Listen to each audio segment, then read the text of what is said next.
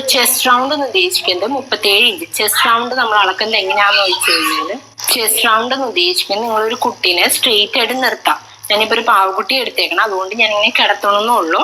Straight ആയിട്ട് നിർത്തിയിട്ട് നമ്മളുടെ ഈ 2 കൈ ഉണ്ടല്ലോ, ഈ 2 കൈയുടെ ഇങ്ങനെ അടിക്കോടെ ഇങ്ങനെ പിടിക്കുക. എപ്പോഴും ടേപ്പ് കറക്റ്റായിട്ട് നമ്മളുടെ ഈ ആം ഹോളിൻ്റെ അരികത്ത് കൂടെ നമ്മൾ ഇങ്ങനെ താഴേക്ക് ഇങ്ങനെ പിടിക്കുകയാണ് ചെയ്യുന്നത്. അപ്പം ഞാൻ ജസ്റ്റ് ഒന്ന് കൈ ആദ്യം ഒന്ന് പൊന്തിച്ച് പിടിക്കാൻ പറയാം. അത് കഴിഞ്ഞിട്ട് കൈ ഇങ്ങനെ താഴ്ത്തിയിട്ട് നമ്മൾ എന്തെങ്കിലും ഒരു ഫിംഗർ ഗ്യാപ്പ് ഇടണം. അതായത് ഒരു വിരലിൽ ഇങ്ങനെ കടത്തിയിട്ട് വേണം നമ്മൾ അളവെടുക്കാനായിട്ട്. മനസ്സിലായോ? അതാണ് ചെസ്റ്റ് റൗണ്ട്. അത് നമ്മൾ ഈ കഷത്തിനോട് ഇങ്ങനെ ചേർത്ത് ചെസ്റ്റിന് ചുറ്റും ഒരു ഫിംഗർ ഗ്യാപ്പിൽ ഇങ്ങനെ വേണം അളവെടുക്കാനായിട്ട്. അപ്പൊ എത്രയാണോ കിട്ടുന്നത് അതാണ് ചെസ്റ്റ് റൗണ്ട്. ഇപ്പൊ ഈ പാവക്കുട്ടിയുടെ പറയുകയാണെങ്കിൽ 9 ഇഞ്ചാണ് വരുന്നത്. 8, 9, 10 കണ്ടോ, 9 ഇഞ്ചാണ് പാവക്കുട്ടിയുടെ വരുന്നത്. കണ്ടാ, ഇവിടെയാണ് ഞാൻ ഒരു ഫിംഗർ ഗ്യാപ്പ് ഇട്ടിട്ടുണ്ട്, കണ്ടില്ലേ?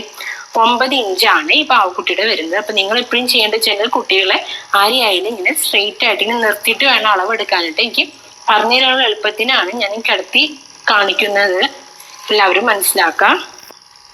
അപ്പൊ ചെസ്റ്റ് റൗണ്ട് ഞാൻ ഇവിടെ എടുത്തേക്കുന്നത് 37 ഇഞ്ചാണ്.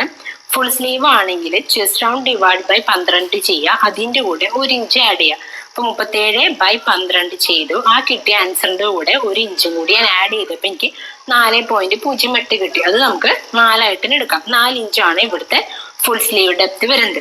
ഇനി 3/4 സ്ലീവ് ആണെങ്കിലോ, chest round divide by 12 plus 3/4 inch. ഇവിടെ ചെസ്റ്റ് റൗണ്ട് വരുന്നത് 37 ആണ്. 37 ഡിവൈഡ് ബൈ 12 ചെയ്യുക, അതിൻ്റെ കൂടെ 3/4 ഇഞ്ച് ആഡ് ചെയ്യുക. അപ്പൊ 3.83 കിട്ടി.